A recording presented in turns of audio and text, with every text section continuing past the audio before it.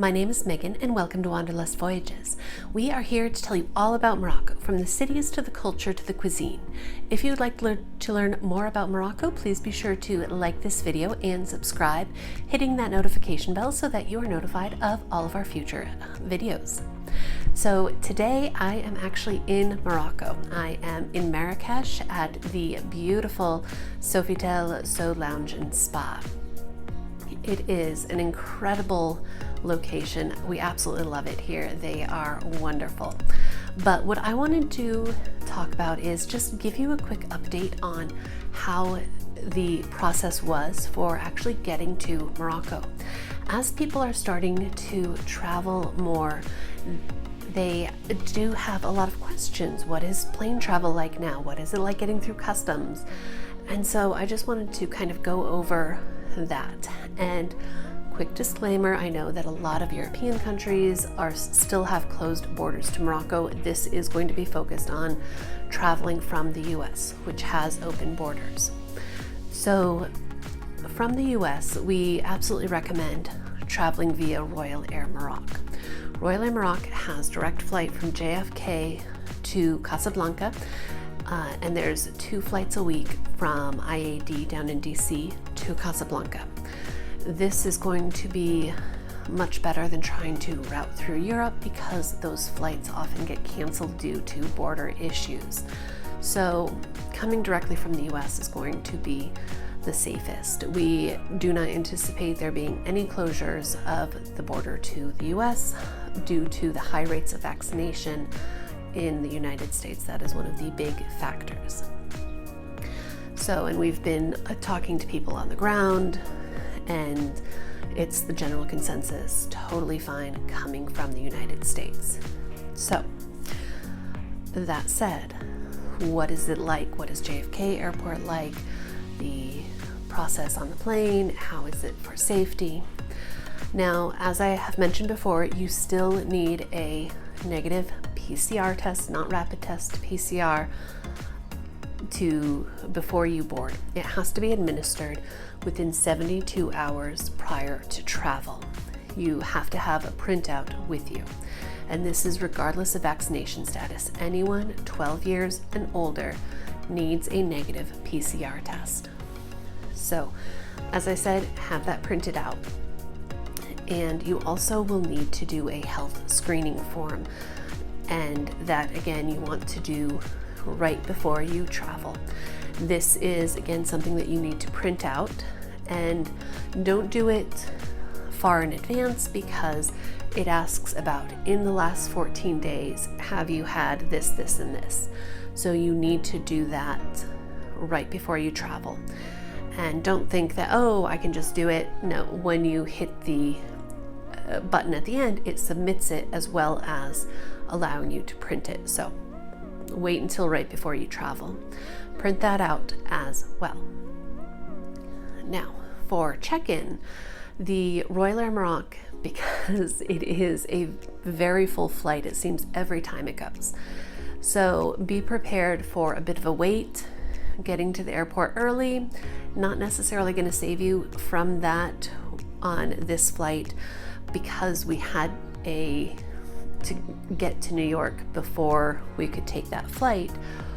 We were there plenty early and people were lining up before the check-in desk was open. So just be aware of that. You may have a wait in line. And again, everybody has to have that negative test. And when you're in JFK, wear your mask. It is required. Everybody is doing it. So what we have seen, everyone is very good about that there. Now, for the actual on the plane, as you get on the plane, they do hand you a sanitizing wipe. Absolutely use it to wipe down your seat, the seatbelt, the tray. If you're sitting in the window, the button that dims the window, because even though they do the work to also sanitize between trips, you also want to be absolutely sure. And a lot of people have been noticing that in the past year, they don't get their usual seasonal colds because, hey, germs aren't just for the virus. It is all kinds of germs that they are now protecting themselves from. So sanitize your seat. Now, in terms of food, most people are used to, on a long haul flight, you get dinner, breakfast, all of that. They do still give you meals on the plane. However, it's limited. They no longer have special choices. You can't, so if you're a vegetarian or kosher or something like that, unfortunately, you don't get to select that option. So if you have special meal considerations, be sure to get food in the airport. If you are flying business class, or if you just want to purchase access to the lounges in JFK are open again. The Royal Emirates uses the Prime lounge that is right by the gate. They do serve food, they do serve alcohol, they do actually have a lot of vegetarian friendly food, which is wonderful, and it is all individually wrapped. So that's also an option if you are going to be flying business class and don't eat meat. If you are flying business class, then you do have an option between fish, chicken, or beef, but again, no vegetarian options. In economy, you are given a sandwich. It is usually going to be chicken, and the only beverages in economy is a bottle of water. So you don't get soda, coffee, tea, or anything like that. In first class, they do offer coffee or tea, and you do have a choice of a couple of sodas, but other than that, it is just water. And again, this is just restrictions due to the pandemic, reducing the number of touches, everything like that. I will say also, they are very good about making sure you have enough water.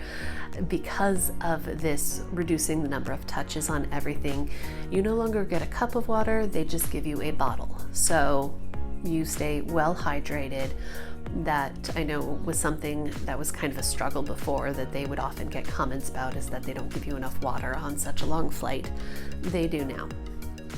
In terms of breakfast, excuse me, in economy, you do get a bagged breakfast. You have yogurt and a muffin and usually a yogurt drink and another bottle of water. In business class, you have a sandwich that has the turkey, ham, tomato, lettuce, cheese on a croissant, bread and fruit, yogurt, and a bottle of water. So it is a little bit more, but it's not their usual level of service. You do still have, of course, the amenities bag and the slippers and all of that. You still receive all of that. So it is a very comfortable way to fly. Now, when you get to the Morocco airport, if you've flown to Morocco before, you know that usually you are parked out on the tarmac and you have to take the bus in to the terminal. That remains the same. The signage is very easy. One thing that is very important is that they are going to want to see your PCR test and make sure that you have that health screening form before you even get to passport control. As you're walking through one of the hallways, suddenly they're checking that. So knowing that in advance, you will be able to have it at the ready and it won't slow you down. So absolutely have it easily accessible. They are going to collect that health screening form at that time, and there's not like really good places to sit and fill it out, so having it pre-printed is important. The only thing you're going to have to add to it is your seat number, because seat numbers change all the time, and so they don't allow you to input that on your when you're filling out the form online. So passport control, it is still usually very quick. As I have said in previous videos, you do need to have a hotel reservation. They are going to ask you about that at passport control, so you have to have that printed out as well. They don't want to see it on your phone. They want to see the physical paper. Print that out, show that to them. You shouldn't have any issues. You do need to have reservations for your entire trip. Now, this is something we've had questions on before. If you think that you may make changes, that's fine. Just make sure that you have it covered for the entire trip. If you don't, they're going to ask more questions. It's going to cause delays. They don't keep this and track your itinerary or anything like that. So if you book a full week in Marrakesh, but then you decide, I'm going to cut that short. I'm going to only spend 4 days and then I want to go over to Tarazout, that's fine. You can make that change while you're on the ground. And hotels are wonderfully flexible with allowing for cancellations up to 48 hours prior to check-in. So don't worry about being completely locked into an inflexible itinerary while you're here. After passport control, you're going to go downstairs to where the baggage is, and if you're driving yourself, which if you've seen other videos, I do not recommend that you do, but if you are, then it is good to err on the side of caution and get the authorization for movement around the city in and out of Casablanca.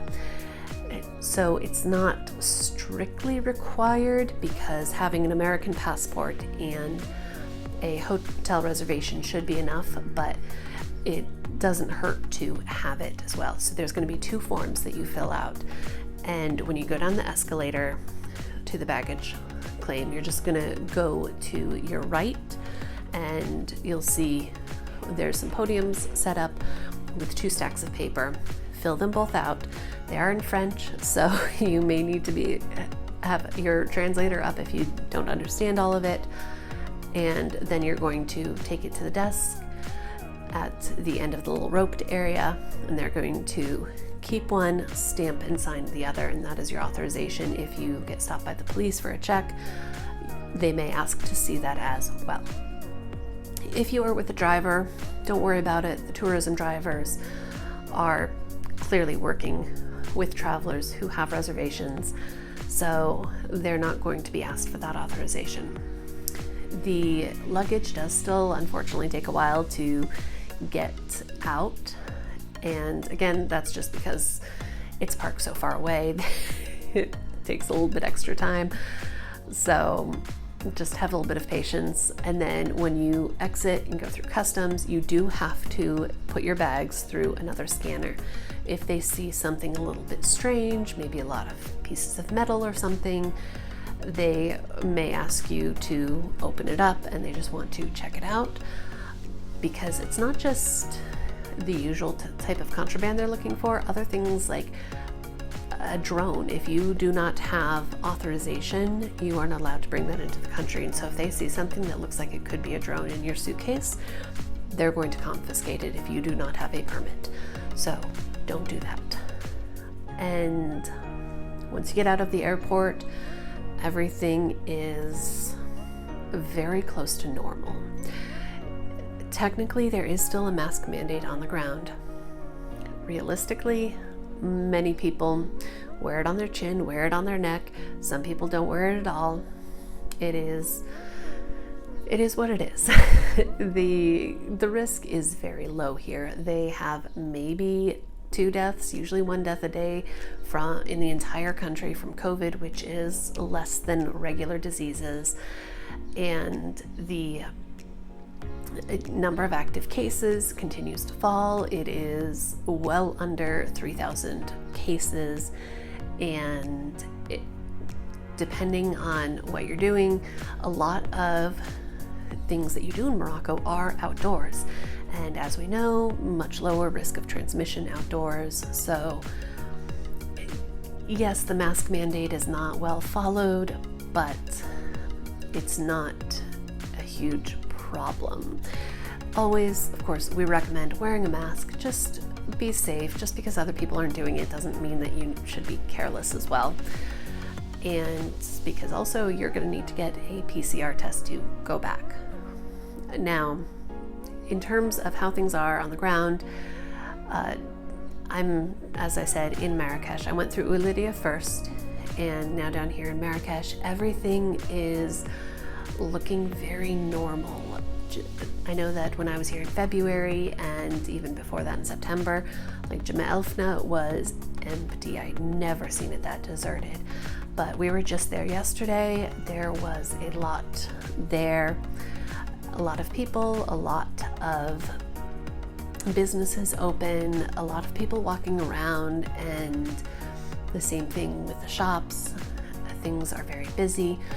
The wonderful thing is Morocco has now modified the curfew.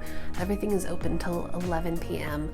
So you have time to enjoy it, which is great. We were out and the sun was still up at about 8 o'clock. So who's going to think, oh, I should have already been finished eating by now?